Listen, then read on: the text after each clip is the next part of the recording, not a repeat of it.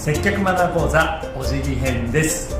よくお客様にいらっしゃいませという時にいらっしゃいませとご挨拶されてませんか？のんのんのんのんのん。実はですね、同時礼と分離礼というのがあって、同時礼はいらっしゃいませ、お辞儀と言葉が同じタイミングでするのが同時礼。